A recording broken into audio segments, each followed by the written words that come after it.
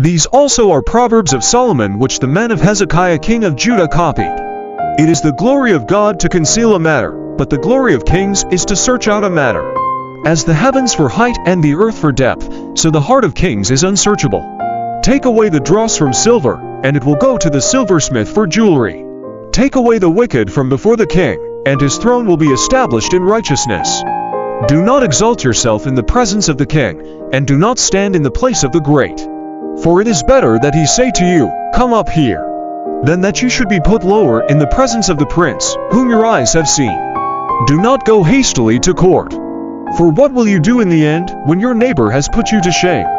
Debate your case with your neighbor, and do not disclose the secret to another, lest he who hears it expose your shame, and your reputation be ruined. A word fitly spoken is like apples of gold in settings of silver. Like an earring of gold and an ornament of fine gold is a wise rebuker to an obedient ear. Like the cold of snow in time of harvest is a faithful messenger to those who send him, for he refreshes the soul of his masters. Whoever falsely boasts of giving is like clouds and wind without rain. By long forbearance a ruler is persuaded, and a gentle tongue breaks a bone. Have you found honey? Eat only as much as you need, lest you be filled with it and vomit. Seldom set foot in your neighbor's house, lest he become weary of you and hate you. A man who bears false witness against his neighbor is like a club, a sword, and a sharp arrow. Confidence in an unfaithful man in time of trouble is like a bad tooth and a foot out of joint. Like one who takes away a garment in cold weather, and like vinegar on soda, is one who sings songs to a heavy heart. If your enemy is hungry, give him bread to eat.